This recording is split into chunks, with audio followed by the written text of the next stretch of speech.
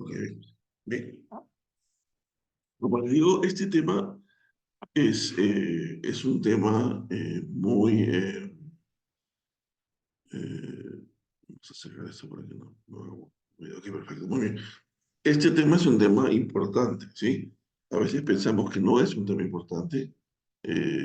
Saber lo que va a pasar en los últimos tiempos es parte de nuestra identidad, ¿ok? Ahora vamos a ver la importancia de por qué vuelvo a redundar, es trascendental o importante ver este tema.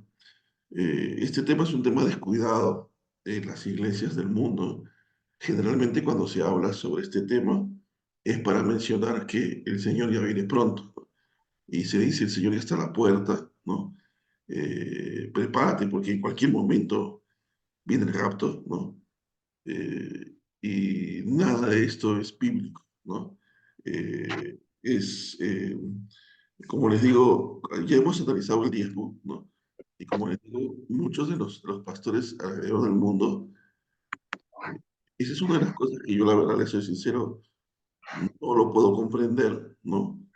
Eh, pero sobreentiendo que es por la posición teológica en la que uno tiene que tomar en un momento de tu vida académica, ¿no? O sea, teológicamente hablando. ¿Por qué? Porque como les digo, una cosa es ser una cosa es ser un integrante de una iglesia y ir a los servicios y sentarte en un templo físico, ¿no? Otra de las cosas es ser un líder y tener que seguir la misma, eh, la misma tendencia doctrinal de la iglesia, algo de la posición teológica, ¿no? Y otra cosa es ya convertirte en un estudiante de teología, ¿no? Y cuando ya empiezas a estudiar teología a otro nivel, te vas encontrando con ciertas interrogantes que aún muchas veces las mismas personas que están contigo en la iglesia y que han estudiado teología no pueden responder, ¿no? Entonces, entonces el detalle es, ¿qué está pasando entonces, no? Y es que en realidad hay muchas respuestas que no pueden ser respondidas por la teología humana. O sea, cuando hablo de teología estoy hablando del sistema, de la forma como los temas teológicos, el estudio de Dios y de los temas bíblicos han sido organizados por el hombre para poder estudiarlos, ¿no? Es como cuando se descubre la matemática y de pronto los matemáticos tratan de clasificar los números y dicen, estos son los números racionales, estos son los números irracionales. Dentro de los racionales se encuentran los enteros, dentro de los enteros están los enteros negativos, los enteros positivos, están los números racionales, también están los números fraccionarios, ¿no? Dentro de los fraccionarios están las fracciones propias, las fracciones impropias. Entonces empiezan a clasificar los números para poder entenderlos, ¿no? Y luego vienen los números complejos, que son números imaginarios, que tienen una parte real, una parte imaginaria, que no son números reales, pero que existen, ¿no? Y luego viene la locura, ¿no? Cuando empiezan los números complejos, la gente no puede comprender, son números complejos, imaginarios, ¿no? Y de pronto, pues el hombre trata de clasificar los números de alguna forma para poder estudiarlos. Es lo mismo que hizo el hombre con la teología. Encontró varios temas dentro de la Biblia, que son el Padre, el Hijo, el Espíritu Santo, el pecado, el hombre, la iglesia, la segunda venida, el Espíritu Santo. Y todos estos temas los trató de estudiar y los ordenó y los clasificó dentro de la conocida como teología sistemática, lo cual está bien, es una teología que nos ha bendecido mucho en años, hemos aprendido mucho, nos ha puesto las bases, ¿no? Y creo que sería difícil. Yo doy gracias a Dios que con la mayoría de ustedes pudimos llevar la mayoría de temas de teología sistemática porque te ponen las bases para poder entender lo que estamos viendo ahora. Porque venir de frente a todo esto, quizás ahora ustedes ya conocen las posiciones, por lo menos saben, por lo menos tienen una idea de lo que es un concilio, ¿no? Tienen una idea de los problemas teológicos que hubieron sobre la divinidad de Jesús, sobre la humanidad de Jesús, sobre la divinidad del Espíritu Santo, entre diferentes temas, ¿no? Y entonces eso les da una base para por lo menos comparar. Pero el punto está en que cuando se estudia teología a ese nivel, nos encontramos con interrogantes. Las personas que tienen una postura, por ejemplo, dispensacionalista, piensan una cosa pero la llevaba y los dispensacionalistas pueden ser también reformados, ¿no? También existen los teología reformada, existe la teología pentecostal, ¿no? Existen diferentes posiciones, ¿no? Entonces, esto hace que el cuerpo de Cristo, si bien es cierto, algunos lo ven como algo positivo, porque es algo variado y tenemos diferentes posiciones, pero desde mi punto de vista, es una maldición, ¿no? ¿Por qué? Porque Satanás ha sido lo suficientemente astuto para dividir el cuerpo de Cristo en diferentes posiciones teológicas. Y lo más curioso es que todos son eruditos, ¿eh? O sea, no vayan a pensar porque la mayoría de gente siempre dice, no, pero cómo, cómo el pastor R.C. Sproul, que es un genio de la teología, que sabe latín, ¿no? Sabe griego, hebreo, ¿no? Y a mí, por ejemplo, a mi parecer, R.C. Sproul es una de las personas a las que yo siempre he admirado y sigo admirando porque ha sido un gran maestro, ¿no? Desde su posición reformada, ¿no? Para mí fue uno de los grandes maestros, ¿no? Inclusive él hasta era mayor y hasta fue maestro, por ejemplo, de John MacArthur, ¿no? Que eran grandes amigos, ¿no? El pastor John MacArthur es uno de los predicadores expositivos, yo diría, ¿no? O sea, no es que quiera menospreciar a los demás o que lo estoy alabando porque sea mi pastor o porque sea gringo, ¿no?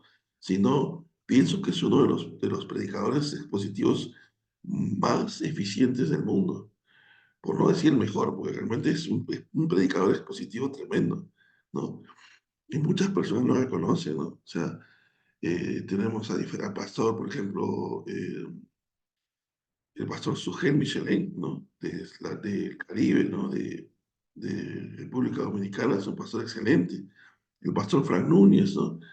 Entonces existen diferentes predicadores que son muy buenos predicadores, muy buenos pastores, guardan la sana doctrina, pero uno de los grandes problemas que me he encontrado en estos últimos años es que por años también he seguido los pasos de ellos como grandes maestros, ¿no? Y aún los sigo respetando, no estoy diciendo que no. No estoy formando una secta, como les expliqué, sino que siempre tengo ese interrogante, porque cuando yo le preguntaba a mi pastor qué es lo que opinaba, mi pastor me decía, bueno, es esto lo que el texto quiere decir, ¿no? Con respecto a los temas controversiales como el rapto, como Génesis 6, si realmente los demonios habían tenido sexo con las mujeres o no, ¿no? Ya habían salido los gigantes, ¿no? Temas controversiales del rapto, de la segunda venida, de las lenguas, de diferentes puntos difíciles de responder, ¿no? Si la salvación se pierde o no se pierde, sobre la predestinación y cosas por el estilo, ¿no? Y también buscaba las respuestas del lado de R.C. Sproul por años, ¿no? Y también buscaba las respuestas en otro lado, pero siempre había discrepancias entre ellos dos. Inclusive, ¿no? Por ejemplo, cuando tenemos conferencias, por ejemplo, en la iglesia, está el pastor John MacArthur predicando y viene de invitado el pastor Paul Washer, ¿no? Pero Paul Washer, por ejemplo, no cree en el rapto tribulacional. R.C. Sproul tampoco cree en el rapto tribulacional. Sugel Michelin tampoco cree en el rapto tribulacional, ¿no? Eh, por ejemplo, Sugel Michelin cree que estamos viviendo en el milenio, ¿no? John MacArthur cree que el milenio viene después de la tribulación. Entonces, nosotros cuando estamos sentados en la iglesia como Grey, como miembros, ¿ok? Y aún como líderes, no nos damos cuenta de estos detalles. ¿Por qué? Porque estamos acostumbrados a seguir al que está al frente, ¿ok? No estoy diciendo con esto que ellos sean herejes, no. O sea, porque no están tocando temas de la doctrina básica, ¿no? No están diciendo que Jesús es un humano, no están diciendo que Dios no existe, o sea, no están atacando temas que son importantes para que una doctrina sea sana. Estamos hablando de temas controversiales, ¿no? Que aparentemente la Biblia no es clara al revelar, y por lo tanto es aceptable que haya diferentes posturas, ¿no? Sin embargo, yo sé que ninguno de ellos es hereje, ellos aman al Señor con todo su corazón, sus testimonios y su vida ha demostrado que son hombres de Dios, ¿no? Pero como les digo, por años siempre quise encontrar respuestas a temas en los cuales mis mismos maestros, ¿no? Que son grandes maestros, eh, me decían, en el camino vas a encontrar una postura, ¿no? Y vas a tener que definir una postura. Y es cierto, en algunos puntos de vista vas a pensar como los calvinistas. En otro punto de vista vas a pensar como los arminianos. Pero en otro punto de vista vas a ser reformado. En otro punto de vista vas a ser pues, dispensacionalista, ¿no? Es difícil, me decía que sea 100% de todo. No se puede, ¿no? A tal punto, por ejemplo, que hay personas que creen que vamos a pasar, que va a existir el acto pretribulacional, ¿no? Y son pastores respetados, eruditos, exégetas de la escritura, ¿no? Y lo digo con mucho respeto, ¿no? Sin embargo, piensan que el acto es pretribulacional, ¿no? Entonces yo decía, ¿cómo puede ser esto posible? No puedo entender, ¿no? Pero decía, bueno, yo no soy quien para juzgar, ¿no? Pero por años estuve orando y pidiendo al Señor que me abriera la mente y me ayudara a comprender y responderme estas preguntas que yo solo había tomado posturas, porque había buscado las posturas más bíblicas, por lo menos de las tres que existen, ¿cuál es la más bíblica, no? La que se acerca más a la escritura, bueno, esta, ¿no? Pero yo quería entenderlo con claridad, quería que la Biblia me respondiera la pregunta, sí, así es, ¿no? Y por muchos años estuve investigando, leyendo, buscando, ¿no? Y orando al Señor, ¿no? Y siempre le decía al Señor, el ministerio que tú has puesto en mi corazón, van a venir personas de diferentes tendencias, ¿no? ¿Cómo les voy a hablar? Yo no me puedo poner en una posición teológica. No puedo decirle yo soy calvinista porque no lo soy, soy un seguidor de Yeshua, pero ¿qué hago? ¿Qué tengo que hacer? Entonces tengo que ser lo más bíblico posible, ¿no? Y en ese afán, en ese deseo de querer ser lo más bíblico posible, eh, quería explicar la Biblia con la Biblia, ¿no? Entonces llegué a, como le digo, a esta universidad en Jerusalén que enseñaba hebreo y que enseñaba la escritura desde una perspectiva no solo del hebreo, sino desde una mente hebrea. Y obviamente esto fue una bendición para mí, porque cuando empecé a ver la Biblia en una perspectiva hebrea, inclusive, ¿no? O sea, te estoy poniendo mi comentario como humano, ¿no? Yo quería ingresar, yo estuve estudiando en lo que es la escuela de expositores en mi iglesia, ¿no? Y también quería entrar al máster seminario en mi iglesia, ¿no? Y dije, bueno, eh, sé que por un lado estoy metido en la ingeniería, en lo que me gusta hacer, pero siempre he querido estudiar doctorado en teología y se me había dicho que no podía empezar porque tenía ya mi beca usada en otras cosas, ¿no? O sea, no en teología. Y aquí estudiar teología es carísimo, ¿no? Es como una carrera más. Sin embargo, por años yo ya había estudiado la Biblia, teología por años, desde que tengo 14 años. Vengo estudiándola y a veces decía, bueno, no es que lo sepa todo, pero quizás no sea tan importante. Más bien lo más importante es enseñar, porque creo que el tiempo ya, eso de los títulos, es lo de menos, ¿no? Me refiero porque pues uno sabe lo que el Señor te ha formado y de qué manera puedes bendecir a la iglesia. No es que lo sepas todo, vas a seguir aprendiendo, pero ya había cosas que decía, quizás yo ya que me hice etapa, ya tengo 45, ya bueno, voy a más bien perfeccionar lo que ya aprendí por años, ¿no? Pero bueno, me dijeron que no, que me iban a estar esperando, que regresara en unos años como cuando ya no tenga la beca ocupada, ¿no? Y que de frente podía pasar a la maestría en divinidades, que era, supuestamente, wow, no sé, una cosa así. Y yo decía, bueno, chévere, si estoy emocionado, bueno, voy de frente a la maestría en divinidades y ya no tengo que pasar a la licenciatura, porque me decían es lo mismo y aquí lo vas a hacer de una manera más avanzada, ¿no? Y ese era mi plan, ¿no? Pero después orando, y decía, bueno, decía, ¿qué hago llegando a un seminario donde, claro, es un seminario importantísimo? O sea, estudiar en el máster seminario es como que, wow, o sea, el mismo John MacArthur te da las clases, ¿no?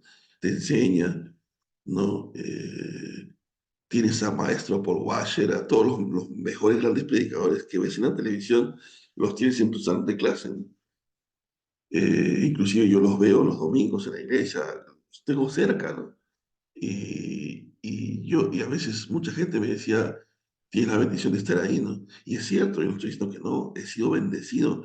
Mi predicación ha sido perfeccionada con las enseñanzas del pastor John MacArthur, con las clases que llevé en la escuela de expositores, con el pastor Josías, con su gel, con todos los pastores, ha sido de mucha bendición para mí. Pero decía, ¿cómo voy a meterme a un seminario a estudiar un posgrado siguiendo un lineamiento teológico en el cual yo ya no creo, ¿no? No en la Biblia, sino en la posición teológica, ¿no? Yo no creo en el acto pretribulacional, ¿no? Creo que el milenio va a venir porque la Biblia lo enseña. Creo que, si bien es cierto, no existen los apóstoles como en la época, los apóstoles, los 12 apóstoles. No creo en el apostolado, en el sentido que te puedas nombrar apóstol, pero sí creo de que Dios puede levantar hombres que creen en iglesias. En ese aspecto, sí. Si lo ves desde el punto de vista práctico de crear iglesias, sí, Dios puede levantar hombres, porque lo estoy viendo en el Medio Oriente, cómo Dios trabaja con ellos. Algunos calvinistas podrían decir que Dios ya no hace milagros, pero yo no los puedo negar porque sé que Dios es soberano, ¿no? Entonces no me puedo encasillar a una doctrina humana, a una posición humana, ¿me entienden? Tampoco puedo irme al extremo del pentecostalismo que creen que tienen que hablar en lenguas hasta cuando duermen, ¿no? O esas posturas que creen que demonios hay por todos lados, ¿no? O sea, yo tengo que, mi anhelo, mi sueño es buscar ser lo más bíblico posible para realmente poder llamarme un discípulo de Jesús, de Yeshua, ¿no? No un discípulo de Calvino, no un discípulo de nadie, sino de Yeshua, ¿no? Como mismo Pablo decía, ni siquiera el apóstol Pablo se atrevió a decir que era un seguidor de Gamaliel, que era el mejor maestro de la Torá de la época. Él decía, yo soy un esclavo de Yeshua. Entonces decía, Señor, ayúdame, ¿no? O sea, porque siempre sentí esa carga de ver que la iglesia latina eh, tiene muchas cosas que no están bien en la doctrina, y no por falta de inteligencia, los latinos son muy inteligentes, sino porque se nos ha enseñado cosas por años, son parte de la tradición evangélica, ¿no? Y, y cuando, uno, cuando llegué acá, ¿no? O sea, una de las cosas que tienen Los Ángeles o California, al igual que en Nueva York, es que hay gente de muchas nacionalidades y de muchas religiones. Y cuando te encuentras con gente de otras religiones, ellos cuestionan tu fe. Yo he hablado con judíos ortodoxos, he hablado con adventistas, he hablado con musulmanes, ¿no? Y la gente no ve el cristianismo como nosotros lo vemos en Latinoamérica. Nosotros, inclusive si vas a Israel mismo, los cristianos que son israelitas no ven el cristianismo como nosotros lo vemos. Nosotros lo vemos de un punto de vista distinto.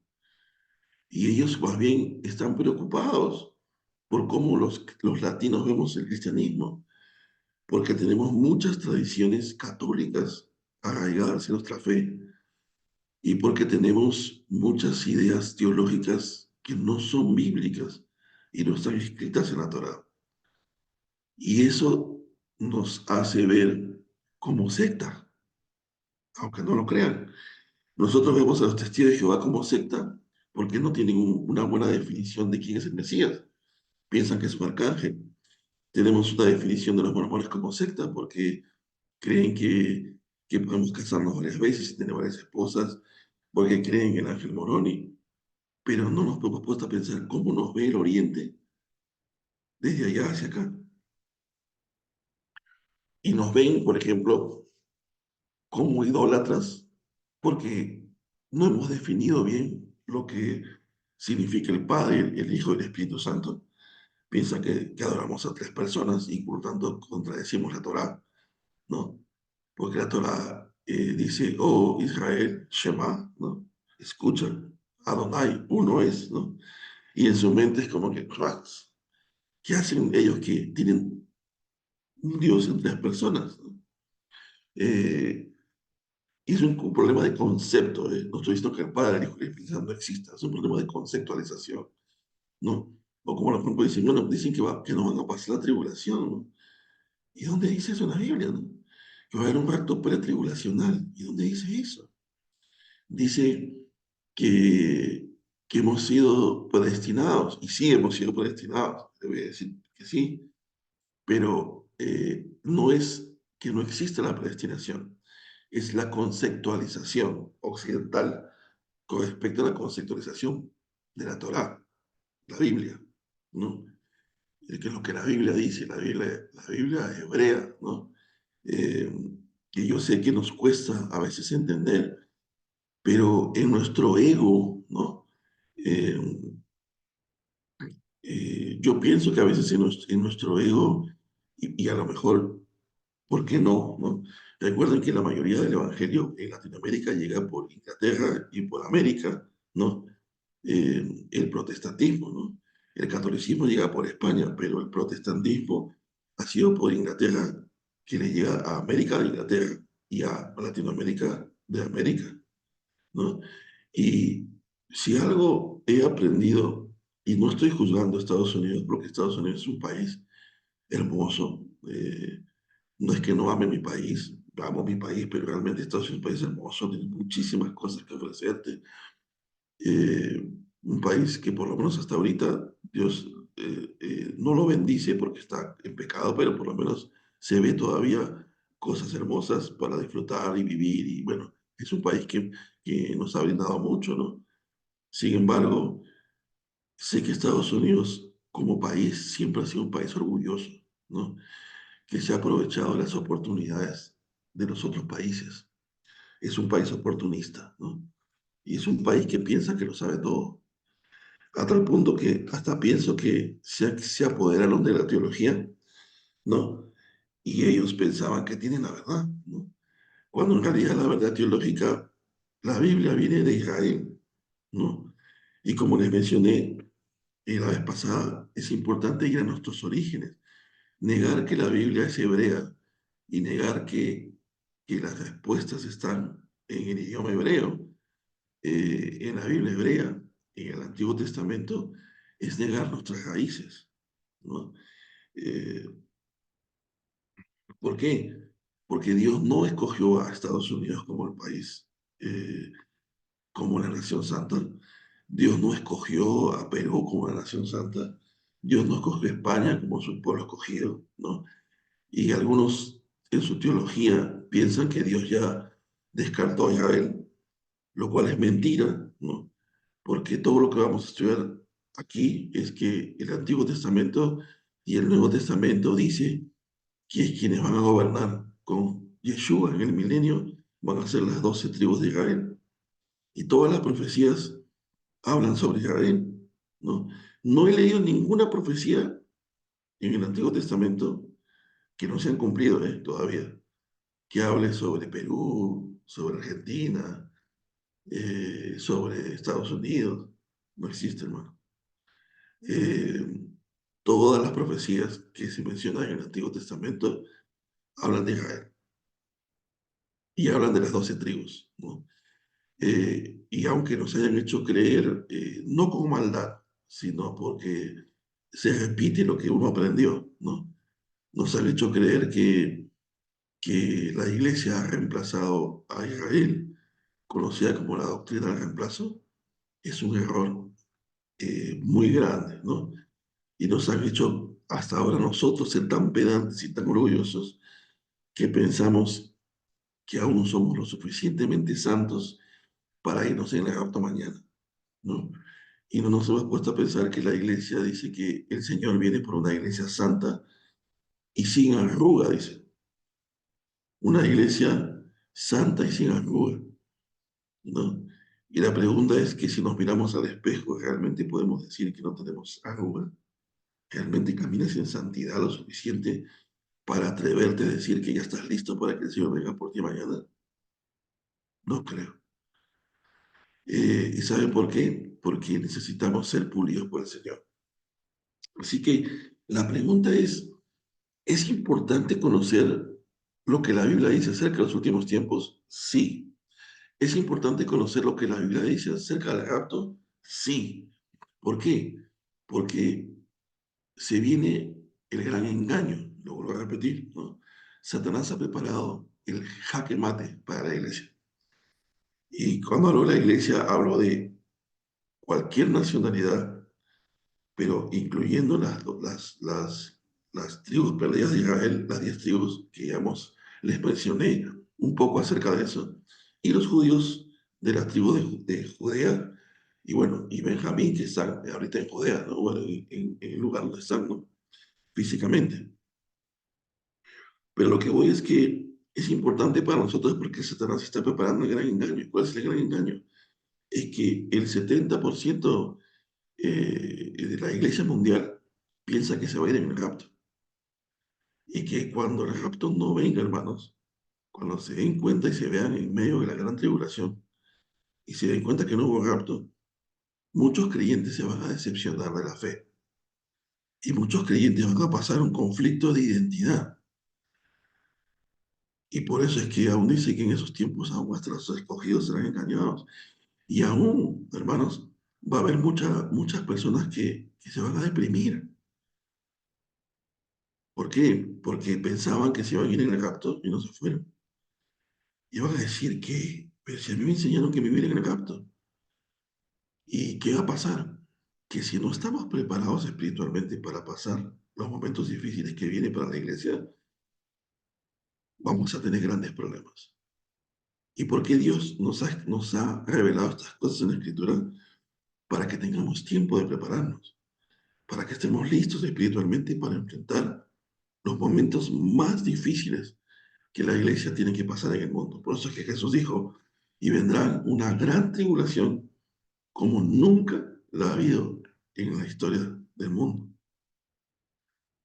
Ahora, eh, miren hermanos, en la Biblia hay más de 300 versículos en los 260 capítulos del Nuevo Testamento que hablan sobre la segunda venida de Cristo.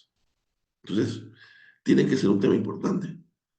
Si se menciona más de 300 veces en los 260 capítulos del Nuevo Testamento, tiene que ser un tema importante. Y si es un tema importante, tiene que ser un tema que se tiene que enseñar en la iglesia. Y hablo de la iglesia, de nosotros como iglesia, ¿no? Bien, ahora, hay varias posturas. Imagínense que la gran tribulación, ¿no? Porque la tribulación está muy conectada con el arrebatamiento rapto. Y para colmo, la palabra rapto es una palabra errada, que luego lo vamos a definir en la siguiente clase, pero les doy un adelanto. Tiene que ver con la parte de latín, ¿no? Y también es una palabra rapto porque de alguna forma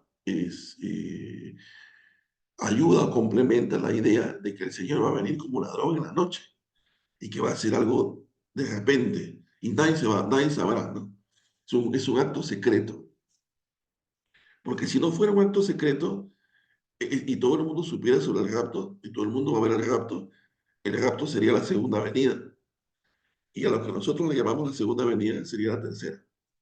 Pero como no pueden los dispensacionalistas sustentar esto, no pueden encontrar una solución a esto, entonces el rapto tiene que ser secreto, porque aparte la Biblia dice que va a venir como un ladrón en la noche, que nadie sabe el día ni la hora, que va a ser un momento así, de repente, ¿no?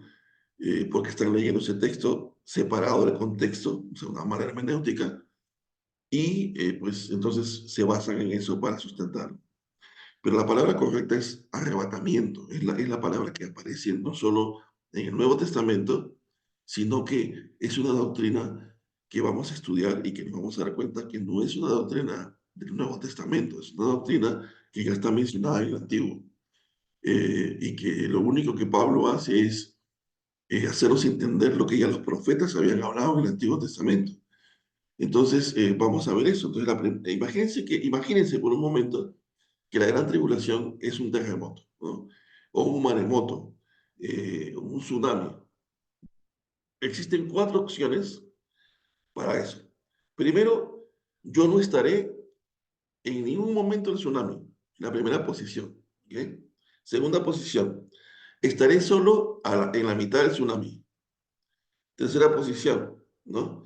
Estaré de la mitad un poquito más y de ahí me voy. Y la última posición, que es la cuarta, es estaré durante todo el tsunami. Entonces existen cuatro posiciones, ¿ok? La primera es, yo me voy al inicio de todo. Ni siquiera voy a pasar la tribulación, los 3 años y medio, ni los otros 3 años y medio. Me voy desde el principio. Puchi, soy santo y que se queden los pecadores a sufrir. Segunda posición, me voy a la mitad. Los 3 años y medio, aparece el anticristo y fugo. Tercera posición, estaré en la mitad, más un poquito más, y me voy. Y la última posición es, estaré durante los 7 años y pasaré todo. Y la segunda venida y el rapto es un solo evento, que es la postura bíblica que vamos a ver. ¿Ok? No son dos eventos, hermanos. Ahora, como se los mencioné y les hago una introducción, lo vamos a ver con textos en la siguiente clase, hoy vamos a sustentar bíblicamente el por qué es bíblico pasar por tribulación. Porque hay un concepto también falso, así como existe la doctrina de la prosperidad en la iglesia, donde se dice que todos debemos ser prósperos, que todos debemos buscar la prosperidad, que yo tenía un amigo aquí en Estados Unidos que siempre que me reunía con él, ¿no? Él siempre me hablaba me mostraba su reloj Rolex, ¿no? Me decía, me voy a comprar un Alfa Romeo, que es un Alfa Romeo es un carro lujosísimo, ¿no? Que ayer estaba manejando y lo vi a un costado y decía, wow, así, y se me entraron los ojos así, ¿no? Es un carro hermosísimo, ¿no? Y un día yo lo escuchaba y me daba cuenta que él metía la doctrina de la prosperidad. No estoy diciendo que sea malo crecer. Si tienes para comprarte un Alfa Romeo, cómpratelo, ¿no? Mientras tu espíritu no se aparte, pero yo lo veo necesario, pero si quieres comprártelo, cómpratelo. Pero recuerden que ya hemos aprendido que es importante a los pobres, ¿no? Es lo que Dios demandaría de nosotros. Pero él siempre me hablaba de eso, entonces me daba cuenta que tenía la doctrina de prosperidad, ¿no? Punto que hace un par de años me encontré y me dijo que ya se había comprado Alfa Romeo, y yo me maté de risa y dije, genial, ¿no? Qué chévere, ¿no? Está bien, pero en su mentalidad, él entendía que los cristianos tenían que ser prósperos, lo cual también estoy de acuerdo hasta cierto sentido, que debemos buscar ser prósperos, pero eso no significa que todos los cristianos van a ser millonarios o todos los cristianos van a tener dinero, y que si encuentras un cristiano que no tiene dinero, entonces ese cristiano es un fracasado. Eso sería mal, a menos que realmente sea un cristiano que Dios le ha dado oportunidades y las ha desaprovechado, es otro punto. Pero si ese cristiano está en la voluntad de Dios, porque Dios quiere que él sea así, por ejemplo, eh, la persona, bueno, lo puedo decir ahora porque ya está con el Señor, está durmiendo, ¿no? Pero, por ejemplo, mi maestro, Marcos Chancaffer, que me enseñó la escritura desde los 13 años, él era un hombre sencillo, un hombre, no le gustaban las cosas ostentosas, siempre fue sencillo, no ganaba demasiado, aunque yo vi cómo él fue ganando poco a poco cada vez más, ¿no? Era un hombre sencillo, que quizás muchas personas hubieran podido decir que no era un hombre exitoso, porque no tenía mucho dinero, nunca tuvo un auto, nunca compró una casa, eh, pero era un hombre exitoso. Es un hombre súper exitoso. ¿Por qué? Porque siempre estuvo donde Dios quería que esté. Siempre hizo lo que Dios quería que él haga. Porque influenció en muchísima gente. Y porque si hoy yo puedo estar sentado aquí compartiéndole esto a la iglesia, es porque Él me lo enseñó a mí primero. Se dio el tiempo de compartirme la Biblia, de hablarme de Cristo. No solamente yo, Juan Carlos Alcántara, Pastor Wilfredo Beltrán, Robert Quintana, David Mendoza, todas esas personas que tú ves ahora haciendo algo para el Señor, todos fueron maestros, pero alumnos de Marco Chacaf. ¿Fue un hombre exitoso? Sí. ¿Por qué? Porque estuvo donde Dios quiere que esté.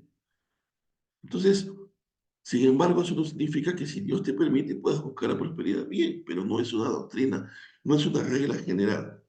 Entonces, así como la prosperidad ha entrado a la iglesia psicológicamente, nos ha hecho creer que todo debe ser próspero, que no te puede ir nada mal porque eso no es bíblico, ¿no?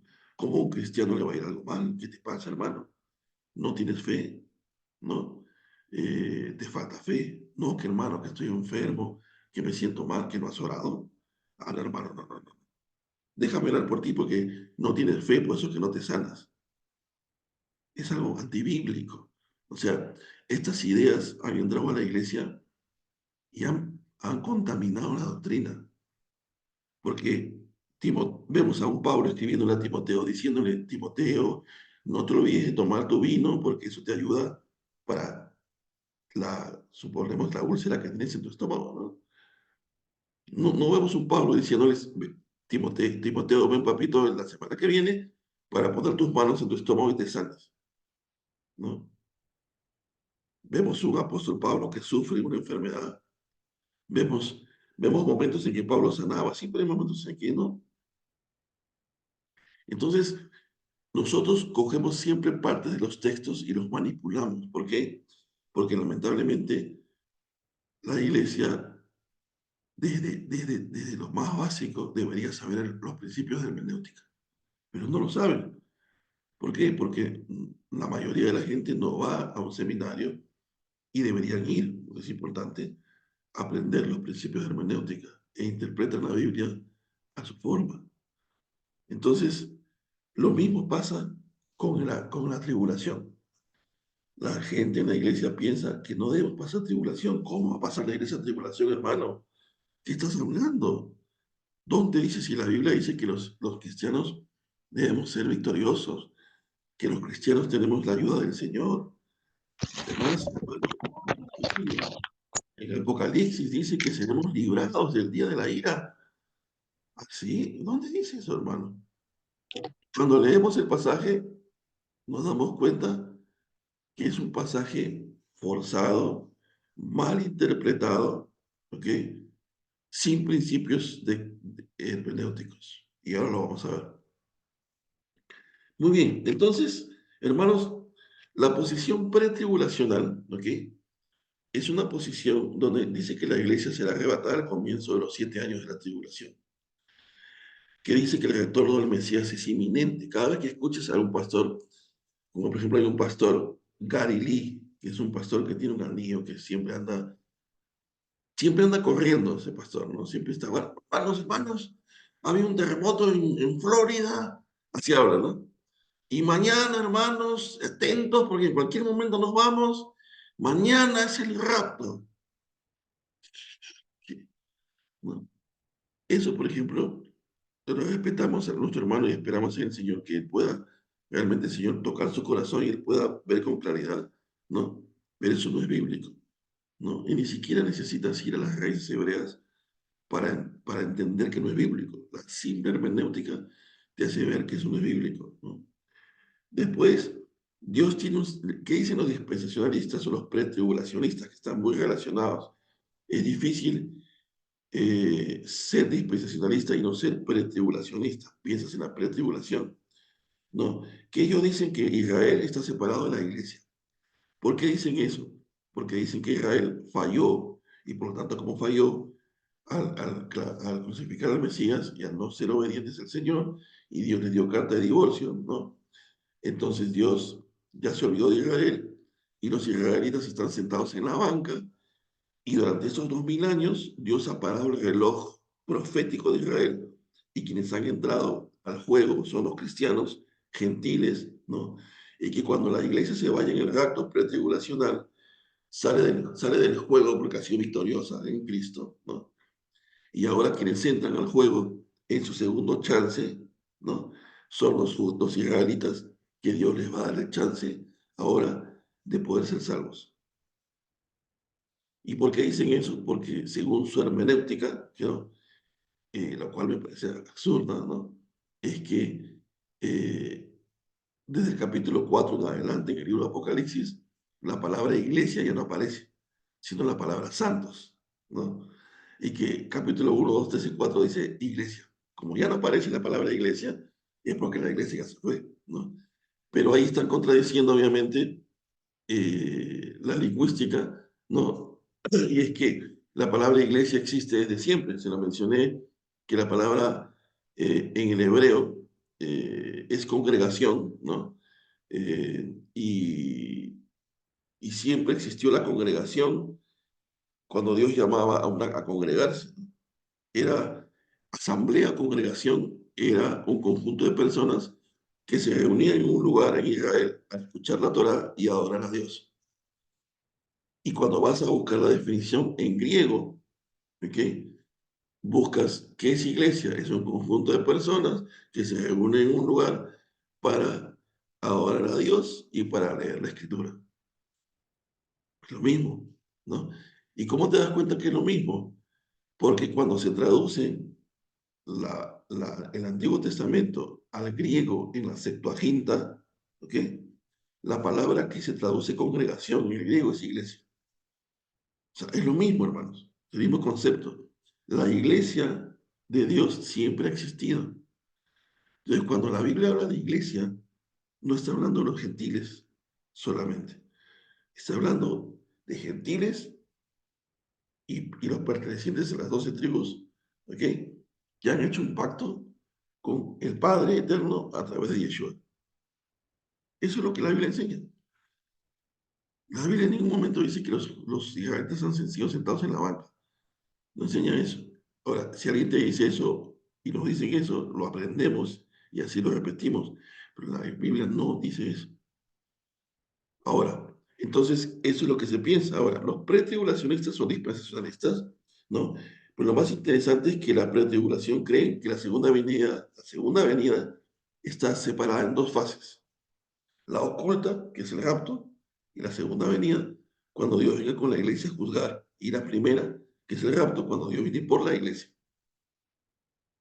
Muy bien, entonces, la pregunta es, ¿existe el rapto pretribulacional? Y algunos van a usar esto, hermanos. Miren, vamos a ir a Apocalipsis, capítulo 3, versículo 10. Este es el versículo que utilizamos, o hemos utilizado todos en algún momento, para decir, Biblia textual, que la iglesia no va a pasar por la tribulación. Miren, dice, por cuanto has guardado la palabra de mi paciencia, yo también te guardaré de la hora de la prueba, que está a punto de venir sobre el mundo entero, para probar a los que moran en la tierra. Vengo pronto, retén firme lo que tienes para que ninguno tome tu corona. Hermanos, esto porque es interesante. Les voy a decir por qué es interesante. Espero que estén escuchando y no se estén perdiendo esto, hermanos, porque,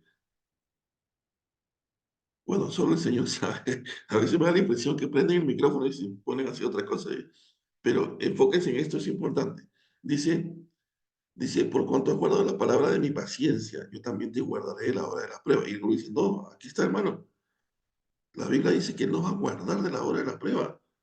Él no va a permitir que nosotros pasemos la tribulación. Por eso es que nos vamos a ir en el rapto. Pero miren, si tú usas tus principios de hermenéutica, este versículo está dentro del mensaje mandado a la iglesia de Filadelfia. ¿Ok?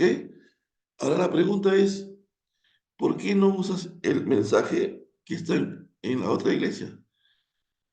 En la iglesia Vamos a 2:10.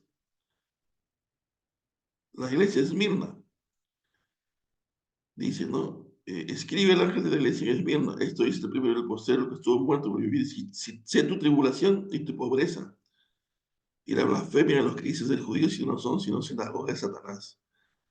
No temas lo que vas a padecer. ¿Ah? He aquí que el diablo está a punto de echar en la cárcel a algunos de vosotros para que seáis probados y tendréis una tribulación de 10 días. Hermanos, mi pregunta es bien simple. ¿Por qué si utilizaste el mensaje de la otra iglesia para sustentar bíblicamente que no vas a pasar la tribulación? Yo te podría decir, bien, entonces, según tu hermenéutica, usemos el mensaje ahora a la iglesia de Esmirna. Y en la iglesia de Esmirna dice que vamos a ser probados y que vamos a pasar tribulación.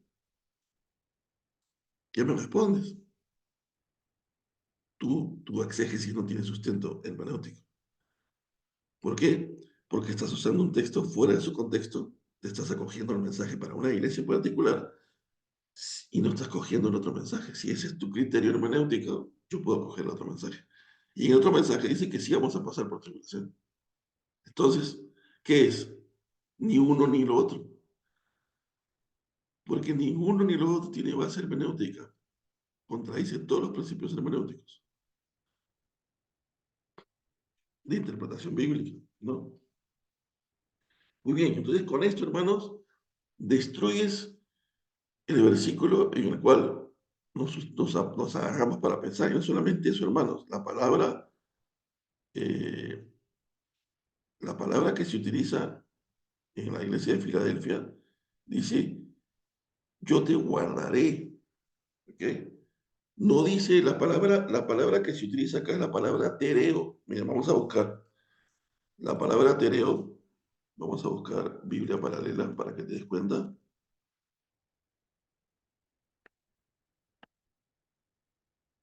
Dice, yo te he guardado, dice. Eh, está. Es la palabra griega 5083 tereo, ¿no? Que significa guardado, protegido. Vamos a suponer que tu hermenéutica o la hermenéutica de quien piensa que es así es correcta. Entonces, tu, tu interpretación del griego también estaría errada, porque la palabra tereo no significa que Dios te va a quitar, significa que Dios te va a guardar y te va a proteger en medio de la tribulación. En ningún versículo, ni en el griego siquiera dice que te va a sacar. Entonces, por allí, hermanos, ya estaríamos mal, ¿no? Entonces, quiero que les quede claro que les he sacado este versículo porque es el primer versículo que toda persona que piensa que no debemos pasar la tribulación saca, porque dice que debemos ser guardados al momento de la prueba. Y ya hemos visto que totalmente anti-hermenéutico.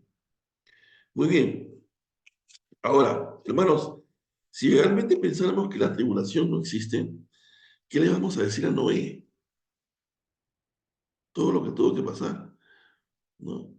Y aún no solamente tuvo que pasar momentos difíciles, ¿no? Todo lo que pasó después, cuando subieron al arca, el mundo fue destruido. ¿Qué le diríamos a José, que fue vendido, ¿no?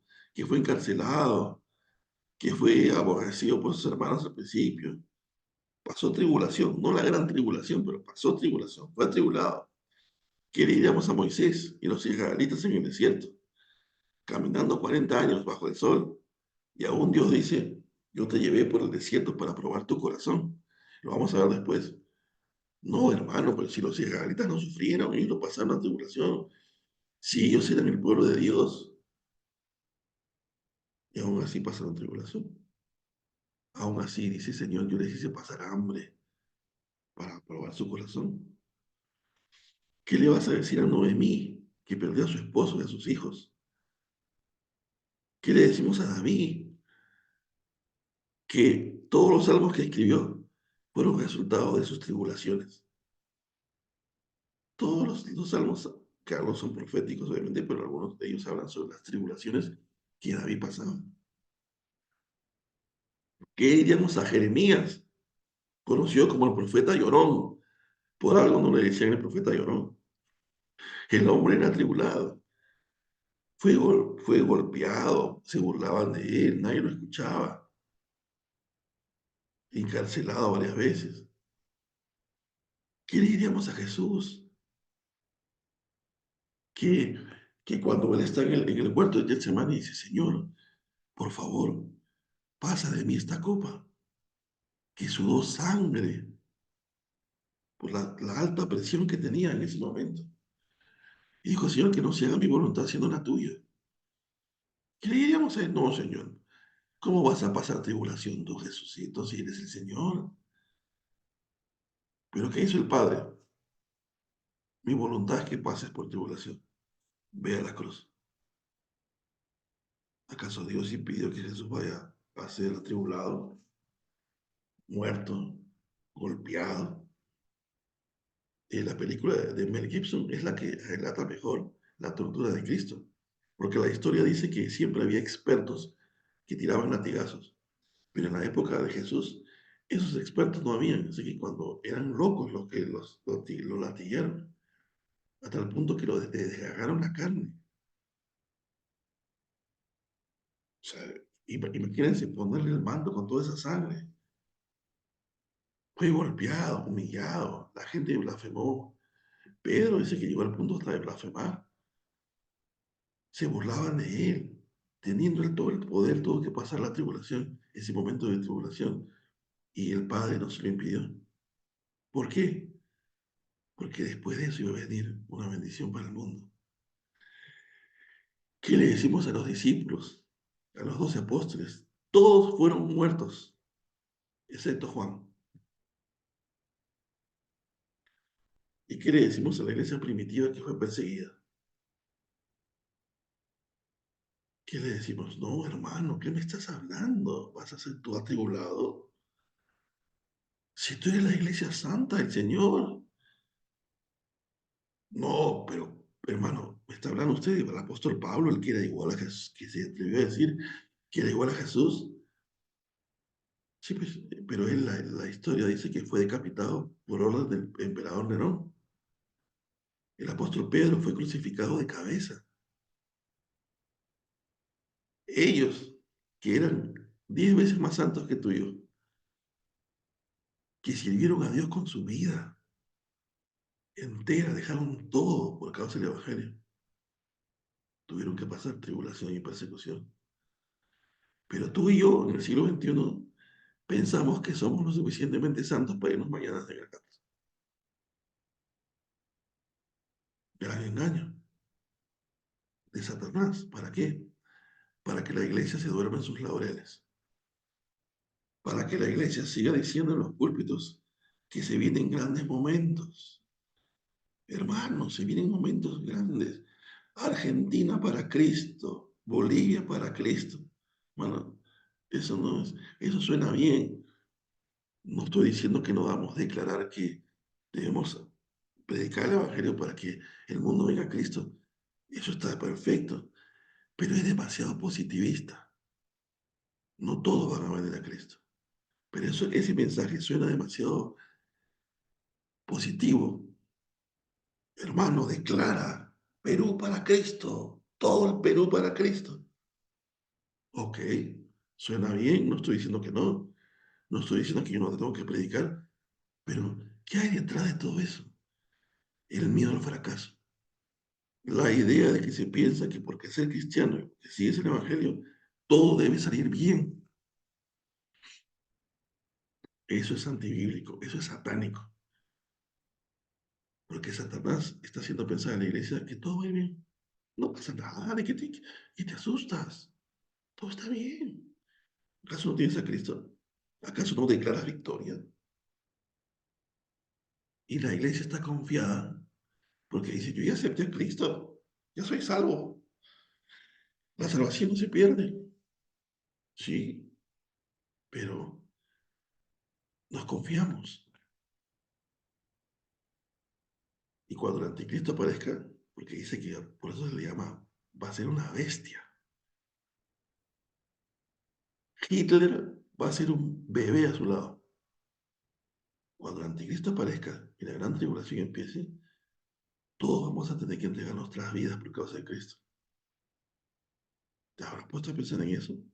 ¿Piensas que te vas a ir de viejo? No lo creo. No, no estoy diciendo que conozca el día de la gran tribulación, pero si tienes 70 ahorita, quizás 60 quizás, pero si tienes 30, 20, 40, hay una gran probabilidad que no. Sí la vamos a tener que pasar. Ya viene, ya estamos cerca. Estamos ya en dolores de parto. Y se está preparando todo el escenario para que el anticristo aparezca. Y uno de los temas que vamos a tocar después que veamos el milenio va a ser la marca de la bestia. Y vamos a analizar la marca de la bestia a la luz de las escrituras. Y nos vamos a dar cuenta que la marca de la bestia también está en el Antiguo Testamento. Pero el punto es este, hermano. ¿Estamos listos para ser la novia y casarnos? ¿No? Hermanos, la parábola de 10 vírgenes. Les mencioné la vez pasada que había un texto en el Antiguo Testamento que decía, Señor, tú apagarás la lámpara de los impíos. Esas 5 mujeres que eran insensatas estaban caminando en impiedad. ¿Sabes por qué? Porque si ellas hubiesen estado escudriñando la escritura, ellas sabrían que el novio iba a llegar hoy. Si ellas hubiesen sabido que el novio llegaba hoy, ellas no hubiesen permitido que sus lámparas se apaguen. Por eso es que Jesús termina la parábola diciendo, nadie sabe el día ni la hora. Así que velad. ¿Por qué no entraron? ¿Por qué el Señor las dejó afuera? Señor, déjalos entrar.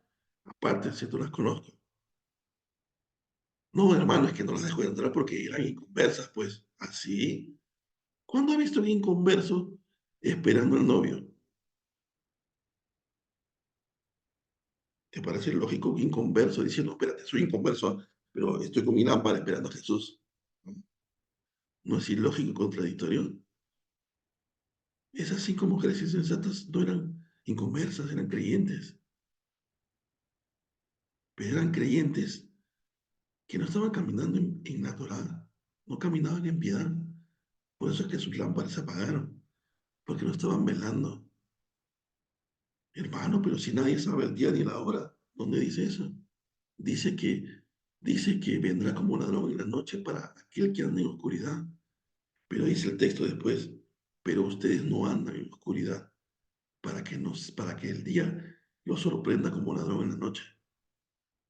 Porque el que anda en luz sabrá cuando el novio viene, porque está velando y porque conoce las escrituras. Pero ¿qué hace la iglesia mundial ahora? En vez de estar velando y esperando porque el novio está a punto de venir, está predicando tonterías.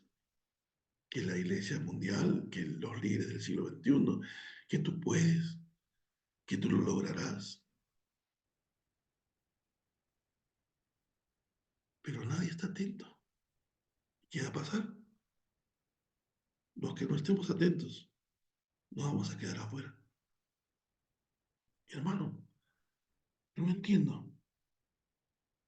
En el milenio vamos a ver algo. Hay novia, novio e invitados. ¿Quiénes serán los invitados?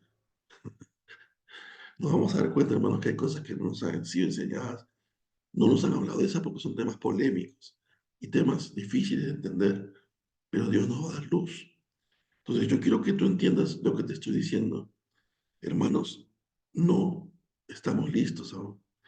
Y es el amor del Señor quien nos permite estar preparados. A veces hay personas que están en un hospital muriendo, hermanos. Y uno dice, Señor, ya llévatelo ya. ¿Por qué el Señor es así? ¿Por qué es malo? ¿Por qué hace que sufra? No es que el Señor no está haciendo mal, el Señor está haciendo bueno, porque está alargando sus días para que uno de esos días se quebrante y vuelva a Dios. En su misericordia están unos días más para que se arrepienta. Pero nosotros vemos las cosas de una perspectiva distinta. Dios no lo ve así.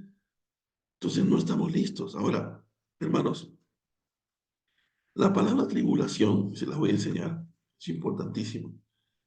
La palabra tribulación viene del Strong Concordance. La palabra es la 2346, que viene de la palabra tribo, ¿ok? Es la palabra tribo. Aquí está. Tiene que ver con sufrimiento, aflicción, ¿ok? La palabra tribu,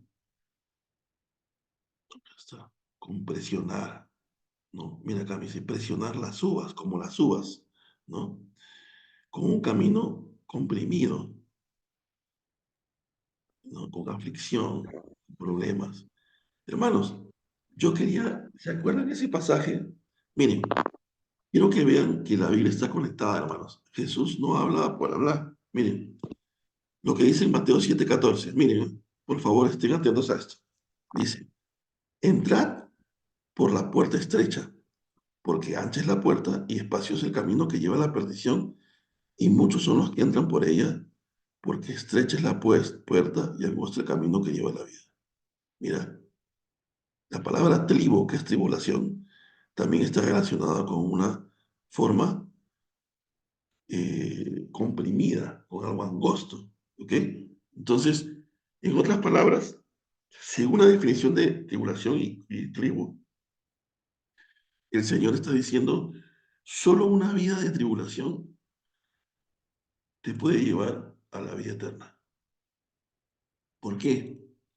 Porque a través de la tribulación, que es el verbo que también se utiliza para aplastar las uvas, la gente en el Antiguo Testamento aplastaba las uvas, ¿ok?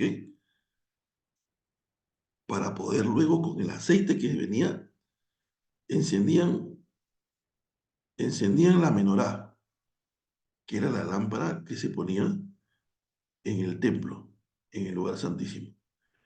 Entonces ellos encendían, buscaban encender la luz de la menorá, ¿ok? Con el aceite que se provenía de aplastar las uvas, o sea, del verbo tribu, del verbo atribular. Era necesario atribular las uvas para que den luz. Y cuando el Señor dice, ustedes, yo soy la vid y ustedes son los pámpanos, separados de mí, nada podéis hacer. ¿Quiénes son los pámpanos? Los racimos de uvas. Eres la vid. Entonces, nosotros, dice el Señor que somos luz del mundo, pero no podemos ser luz del mundo a menos que seamos aplastados. La única forma de que la uva genere luz es siendo aplastada, siendo presionada, siendo atribulada. Por eso es que Jesús tuvo que pasar todo eso. Después de su tribulación, Él hizo que el mundo tenga una segunda oportunidad.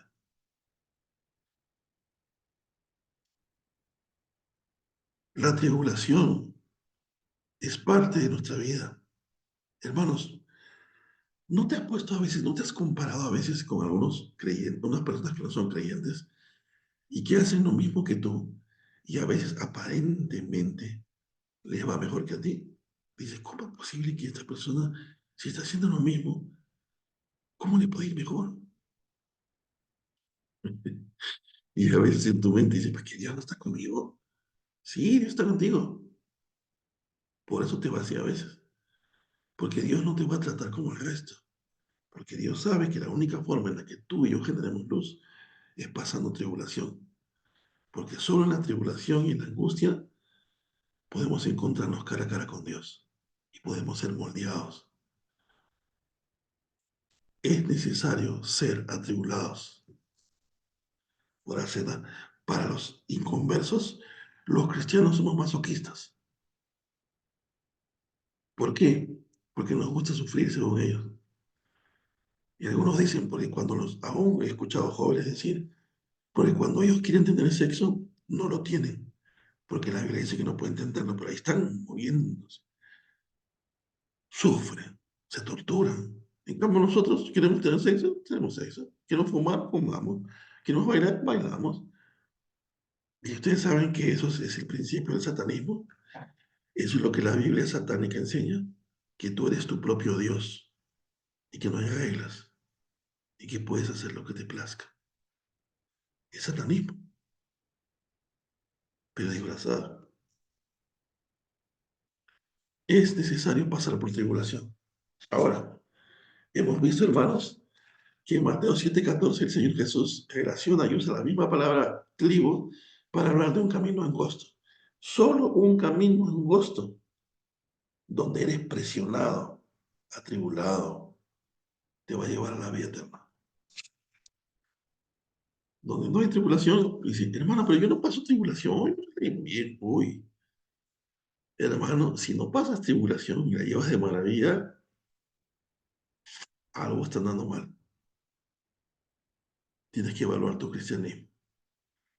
Porque si tú estás sufriendo, si te la estás llevando bien, es que no eres un estorbo para Satanás. Así que si Satanás te está ignorando, eh, o algo está mal, hermano. Claro, la Biblia dice también someterte a Dios, resistir al diablo y él huirá de ti. Pero no dice que no va a venir a fregarte. Va a venir. Se pueda someternos a Dios y va a huir, sí, pero él va a venir a fastidiar. Siempre va a haber algún momento difícil. Ahora, eh, a veces hay hermanos que, ¿cómo estás, hermano? Bien, amén, aleluya, gloria a Dios. Así. A veces ya suena como muy falso. A mí siempre no me, claro, está bien, ¿no? Que tampoco vas a decir, "No, hermano, estoy a un hermano nuevo que va a venir", pero si tienes amigos que son tus amigos, dígaslo como está pasando, ¿no? Tenemos esa idea que no podemos decir que estamos mal porque ya estamos manchando la fe, ¿no? O sea, más bien estamos manchando la fe cuando creemos que no nos pasa nada. Somos humanos, tenemos sentimientos, ¿no? Bien, ahora voy a terminar con ustedes esta primera parte. Que la primera parte quería mostrarles algunos textos importantísimos, ¿no? Por ejemplo, miren, Primera de Corintios, capítulo 10 versículo 13, ¿ok? Miren lo que dice. Dice, no os ha sobrevenido ninguna prueba que no sea humana, pero fiel es Dios, quien no os dejará ser probados a más de lo que podáis. Antes bien, juntamente con la prueba, proveerá también la salida para que podáis soportar. En ninguna parte del versículo vemos que Dios dice, te ha sobrevenido una prueba, te voy a sacar de ella. No, no. Dios dice, no te ha sobrevenido ninguna prueba que no sea humana, pero yo soy fiel. Ah, pues Dios es fiel, como es fiel me va a sacar. No, no. Él no va a mostrar su fidelidad sacándote. Él va a mostrar su fidelidad, ¿no? Ayudándote para que no seas probado más de lo que puedas resistir. Y te va a dar la salida para que puedas soportar. Su fidelidad no va a ser mostrada sacándote de la prueba. El texto lo está diciendo. Y no es un texto fuera de contexto porque puedes leer el contexto. Ahora, Santiago 1:12. Miren lo que dice, hermanos. Y me encanta este versículo. Y lo voy a decir por qué. Miren lo que dice Santiago 1:12. Dice, primero, dice, hermanos, tened por sumo gozo cuando os halléis en diversas pruebas, sabiendo que la prueba de vuestra fe produce paciencia. ¿Ok? Y la paciencia, la palabra paciencia en griego es la palabra upomone, que significa perseverancia. Y es la idea de un soldado que en batalla está enfrentando flechas, le disparan, él se cae, se vuelve a parar y sigue avanzando y sigue peleando y sigue con la espada y sigue avanzando hasta el final. Así se caiga, se vuelve a parar. Ese es su pulmón. Y esa perseverancia solamente puede ser producida y ejercitada por medio de las pruebas. No hay forma de volverse un peleador, un guerrero, si no tienes pruebas. Las pruebas no se ejercitan para la fe. Por eso es que a veces tenemos que pasar momentos difíciles, donde Dios prueba nuestra fe. Pero qué interesante es que la única forma de desarrollar pulmones es a través de la prueba. Y miren este texto. Segunda de Timoteo, segunda de Timoteo capítulo 3, PTX. Miren, ¿ah? Dice,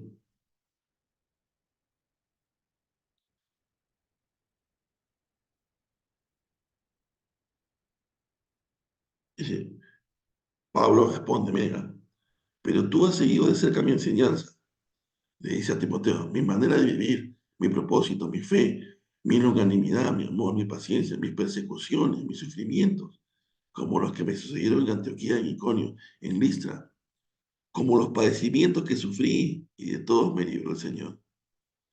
No está diciendo, aquí si buscamos la palabra, dice que él llegó a sufrirlos, no dice que el Señor lo libró, sino que los que sufrí, así los llegó a sufrir y luego el Señor los sacó del sufrimiento porque dijo, stop.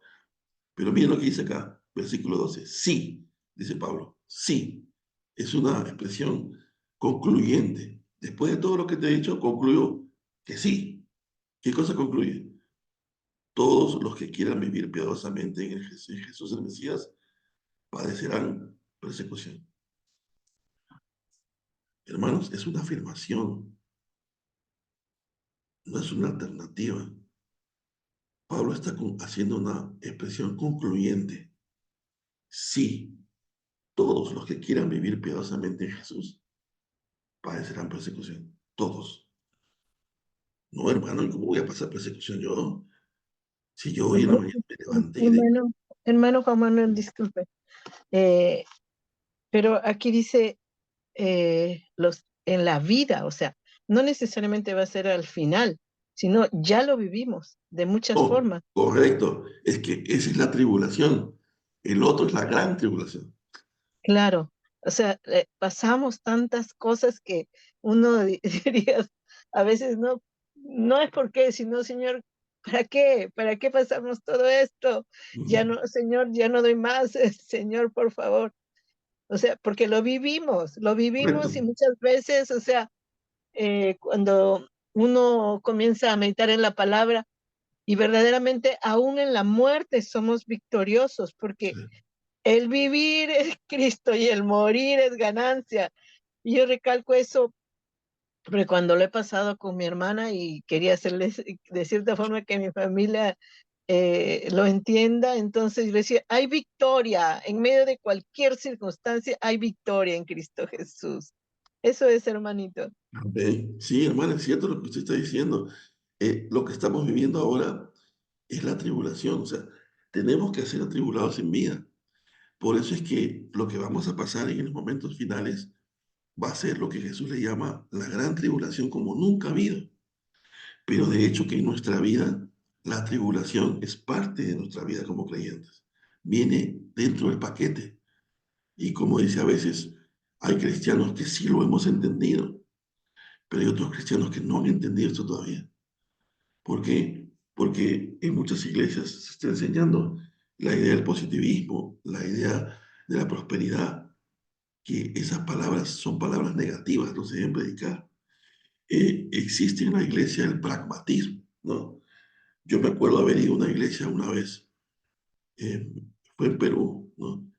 Y el pastor se me acercó y me dijo que no mencionara nada del griego en el púlpito, ¿no? Que les enseñara cosas pragmáticas. Y yo le digo, ¿a qué se refiere cosas? Bueno, yo no me dijo eso, perdón, que les enseñara cosas de la vida diaria. Así, ¿no? Ok, está bien, ¿no? ¿No? Pero yo igual subí y les enseñé cosas de la vida diaria, pero con la profundidad del Evangelio. Lo que pasa es que la mayoría de pastores están acostumbrados en la actualidad que a veces yo pienso que subestiman a la iglesia, ¿ok? O es que subestiman a la iglesia o es que no son buenos maestros. Y no porque tengas que sentirte orgulloso si eres un malo buen maestro, porque al fin y al cabo tu don debe ser guiado por el Espíritu del Señor. Pero lo que voy es que pienso que a veces en su afán de ser simples, son muy pragmáticos y a eso se le llama también, es una corriente que ingresó a la iglesia en el siglo XX que se llama el pragmatismo, donde trata de enseñarle a la iglesia cosas que supuestamente le van a servir en la vida diaria, ¿no? Y eso tiene que ver con una hermenéutica postmodernista que dice que ya no se debe enseñar en el Antiguo Testamento porque el Antiguo Testamento es obsoleto, ya está muy viejo ya para nuevas generaciones, ¿no? Y eso es satanismo, porque si te pones a pensar, Si ocultas el Antiguo Testamento, ocultas la interpretación exegética del Nuevo. Y si no entiendes el Nuevo, estás perdido. Y si estás perdido en el Nuevo, te vas a perder en la tribulación, porque ni siquiera vas a saber lo que está pasando. Vas a decir, ¿qué está pasando acá? No entiendo, nunca me enseñaron esto.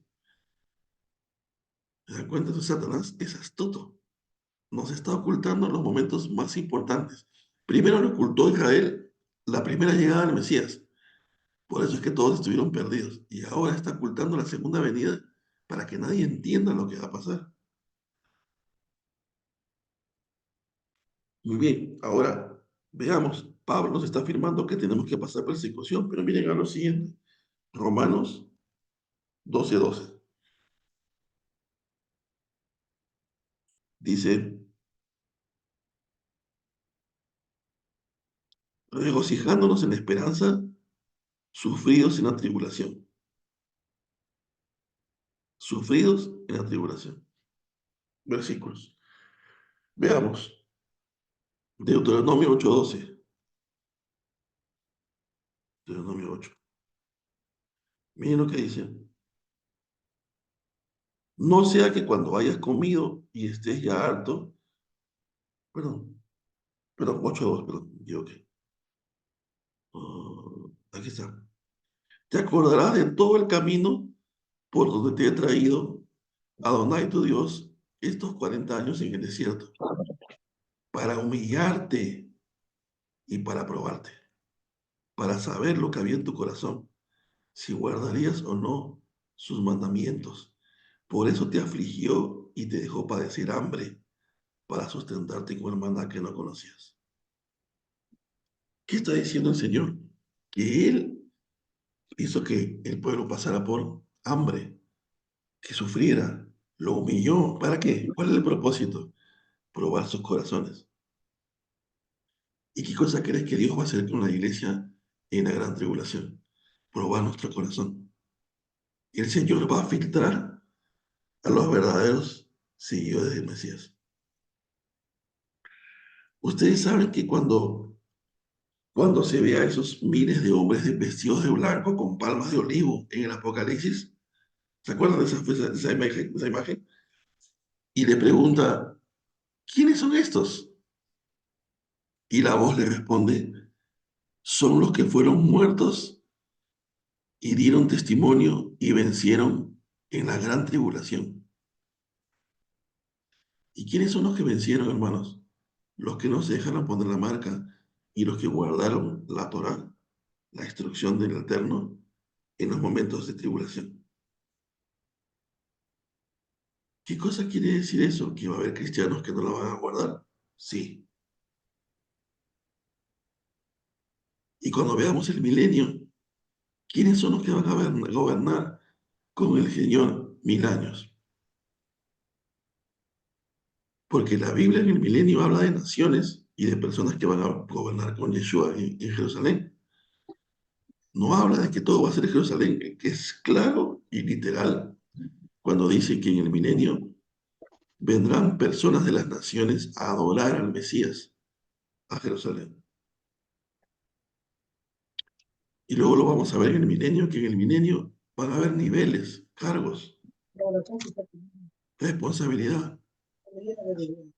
Nosotros, hermanos, así como hay creyentes en el mundo que se han quedado solamente con el mensaje del Evangelio de que Jesucristo murió en una cruz y resucitó al tercer día, y ese es lo único que hablan.